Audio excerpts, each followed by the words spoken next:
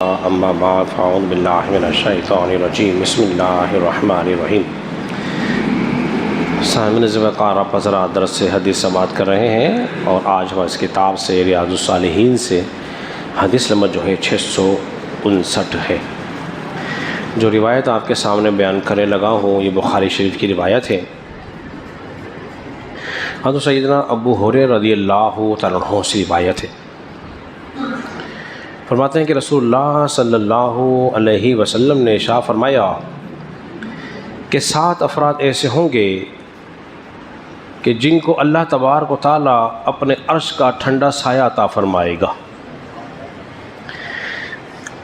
وہ وقت ایسا وقت ہوگا کہ اللہ کے عرش کے سائے کے سوا کوئی سایہ نہ ہوگا۔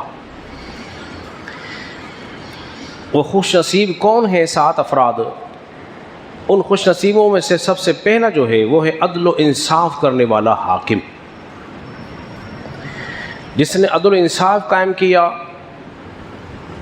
اس کو بھی اللہ تبارک و تعالیٰ قیامت کے دن اپنے عرش کا ٹھنڈا سایہ عطا فرمائے گا۔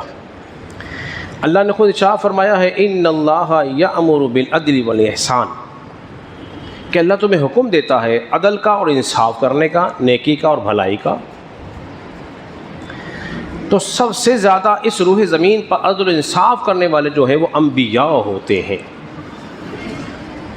بالخصوص رسول اللہ صلی اللہ علیہ وسلم ہیں۔ وہ بخاری کی روایت بھی ہم نے آپ کے سامنے بیان کر دی جس میں حضور علیہ السلام نے ارشاد فرمایا تھا کہ یہ تو فاطمہ بنت اسود ہے، اگر چوری فاطمہ بنت محمد نے بھی کی ہوتی تو میں اس کا بھی ہاتھ کاٹ دیتا۔ یہ عدل و انصاف کی بہت عمدہ مثال تھی۔ ایک اور مثال آپ کے سامنے بیان کرتے ہیں۔ نبی کریم صلی اللہ علیہ وسلم کے آخری وقت آپ علیل ہیں، حضور علیہ السلام کی چاہت ہوئی کہ میں اپنے صحابہ کرام کو کچھ نصیحتیں کروں، تو حضرت علی کے کندھے پہ ہاتھ رکھا اور فضل بن عباس کے دوسرے کندھے پہ ہاتھ رکھا۔ حضور علیہ السلام مسجد میں تشریف لائے۔ صاحب کرام نے دیکھا کہ رسول اللہ صلی اللہ علیہ وسلم مسجد میں تشریف لائے ہیں، خوش ہو گئے۔ تو آج تو حضور کا جلوہ نظر آیا ہے۔ نبی پاک علیہ السلام نے ارشاد فرمایا جاؤ اعلان کر دو، لوگوں کو بلا لو، میں تمہیں کچھ وصیتیں اور نصیحت کرنا چاہتا ہوں۔ جب ندا کرنے والے ندا کی کہ رسول اللہ صلی اللہ علیہ وسلم مسجد میں تشریف لے آئے ہیں، تمہیں بلا رہے ہیں، کچھ نصیحتیں کرنا چاہتے ہیں، تو صحابہ کرام جوک در جوک مسجد نبی میں جمع ہوئے۔ حضور علیہ السلام نے ایک بڑی خطبہ ارشاد فرمایا، کچھ نصیحتیں کی، پھر آپ نے فرمایا اگر کسی کا مجھ پر کچھ نکلتا ہو تو آج مجھ سے لے لے۔ ایک کھڑے ہو گئے، رسول اللہ صلی اللہ علیہ وسلم میرے 3 درہم آپ پر ہیں، فرمایا اس کو 3 درہم دے دو۔ حضور نے پھر فرمایا اگر کسی کا کوئی بدلہ نکلتا ہے تو آج مجھ سے لے لے۔ تو ایک صحابی رسول ان کا نام تھا عکاشہ، وہ کھڑے ہو گئے، کہا یا رسول اللہ صلی اللہ علیہ وسلم دل تو نہیں چاہتا اس بات کو بیان کرنے کو، چونکہ آپ کا حکم ہے اور آپ کا حکم بھی ماننا ہے، آپ کی بات اللہ کی بات ہے، تو فلاں مقام پر آپ نے مجھے ایک چابک یا چھڑی میری پیٹھ پر ماری تھی آپ نے، آج مجھے اس کا بدلہ چاہیے۔ مفسرین کہتے ہیں کہ وہ جنگ احد کا موقع تھا، صف بندی ہو رہی تھی جنگ کے دوران، یہ جو کچھ آگے نکل کے کھڑے ہو رہے تھے تو حضور نے سب کو سیدھا کرنے کے لیے ایک چھڑی ماری کہ صف کے اندر رہو، آگے نہیں نکلو۔ یہ کوئی ظلم زیادتی بھی نہ تھی، نے کہا مجھے بدلہ چاہیے۔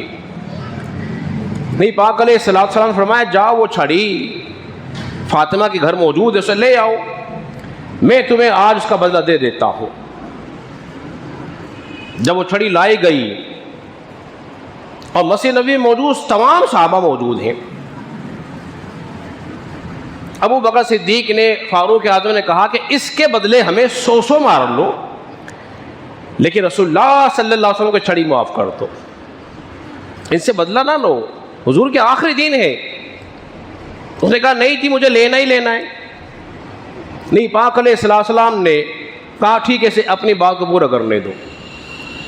انہوں نے پھر ایک اور فرمائش کی کہ جس وقت مجھے چھڑی لگی تھی میرے بدن پہ کوئی کپڑا موجود نہ تھا،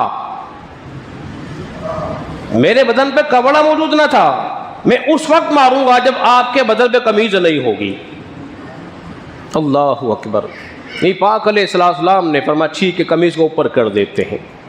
اب قمیض کو اوپر اٹھایا گیا، جیسے ہی مہر نبوت اس کو نظر آنے لگی، وہ دونوں کاندھوں کے درمیان انڈے کی من ابری ہوئی تھی، وہ جو بدلہ کیا لینا اس نے چھڑی چھوڑی اور حضور علیہ السلام سے لپٹ گیا، رو رہا ہے اور اپنے جسم کو مس کرنے لگا، کہنے لگا رسول اللہ صلی اللہ علیہ وسلم آپ کا حکم تھا، میں نے موقع اچھا جانا، آج موقع مل گیا ہے، کیوں نہ اپنے جسم کو آپ کے جسم سے لگا لوں، میں نے کوئی بدلہ نہیں لینا ہے، میں تو چاہ رہا تھا کہ آپ کا جسم بھی دیکھوں، مہر نبوت کی زیارت بھی کروں، اس کا بوسہ بھی لوں، جو میری خواہش پوری ہو گئی ہے۔ فرمایا جس کا جسم ہمارے جسم سے ٹچ ہو جائے گا، مس ہو جائے گا، جہنم کی آگ اس پہ اثر نہیں کر سکے گی۔ تو صحابہ کا دیکھیے عشق دیکھیے اور رسول اللہ صلی اللہ علیہ وسلم کا عدل انصاف دیکھیے۔ اس لیے کہا گیا ہے قیامت کے دن اللہ کے ٹھنڈے عرش کے سائے تلے کون ہوگا؟ خود عادل بادشاہ ہوگا جس نے عدل و انصاف کیا ہوگا۔ انشاءاللہ تعالیٰ جو 7 ہیں ان میں سے ہم نے ایک بیان کر دیا ہے، کل انشاءاللہ ایک اور بیان کریں گے۔ اللہ رب العزت کی بارگاہ میں دعا کریں خالق کائنات ہم سب کو سمجھنے اور عمل پیرا ہونے کی توفیق عطا فرمائے، آمین۔